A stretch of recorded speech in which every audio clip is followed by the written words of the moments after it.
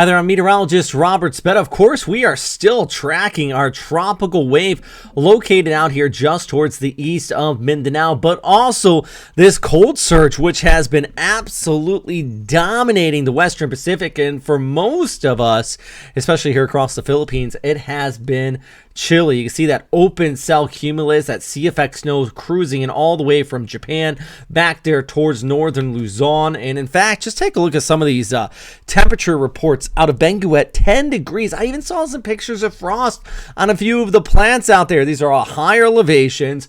Very, very chilly conditions.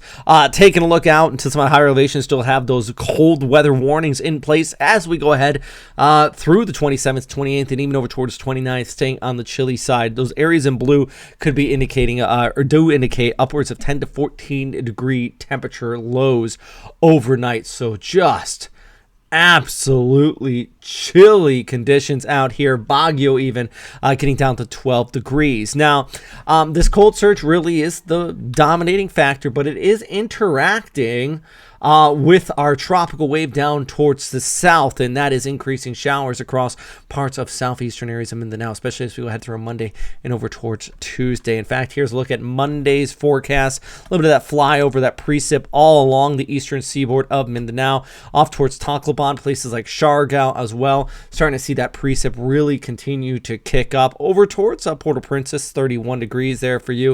And then we scoot further towards the north into Legazpi, 29 only for the high. Like I mentioned, it's pretty chilly for some of our northern areas here. That's north of that moisture, all thanks to that cold surge. So a little bit of a closer look at satellite imagery.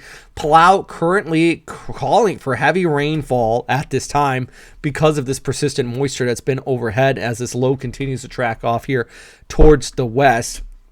It's been ongoing there. Now, the thing is, I don't expect this to organize whatsoever. And I'm going to stress that again. I've said it in all my last updates.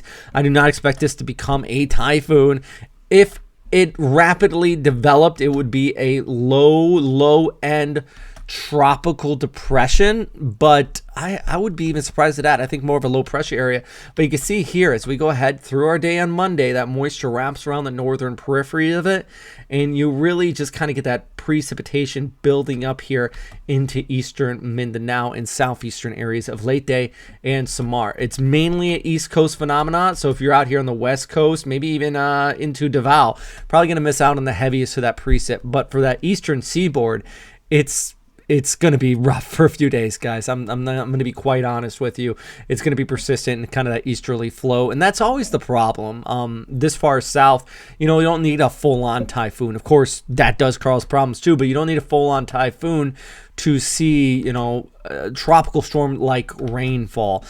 Here's throughout the day on Tuesday, even Wednesday, still seeing that precip, and it's not till Thursday till conditions start to kind of improve, and by Friday we finally get some more sunshine in here. But for the first half of the week, definitely a lot of rainfall in the forecast. In fact, see here just towards the south and west of Siargao there, a little higher elevations in northeastern Mindanao, indicating about 200 to 300 millimeters of total precipitation with this tropical wave.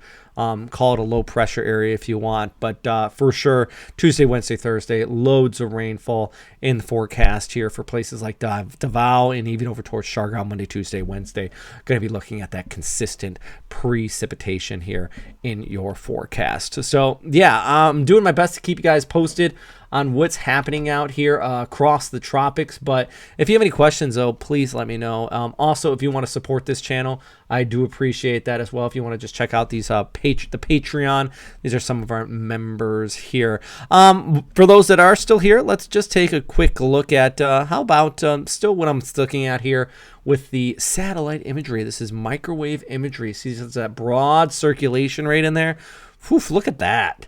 That is just that moisture trying to wrap up. You have that cold surge towards the north. Thankfully, it is so far south. Look at the, right here, that this latitude line right in there indicates 10 degrees north. And if it stays south of that, you really have, it's not impossible because there is some Coriolis, but it is lacking. For sure. No suspect areas from JTWC, so they continue to say, this isn't in a real threat area. But the Aviation Weather Center does say, this is a broad area of thunderstorms duh, obviously. And then you look over towards, like, let's say, I mentioned in Palau, they've been seeing rainfall for several days. So this kind of confirms it up, an actual report there on the ground. But yeah, hey guys, I'm going to keep you guys posted as much as possible with this tropical area. I think I might put out a whole separate update, just discussing it more closely instead of the start of this update where we're kind of discussing that cold surge as well.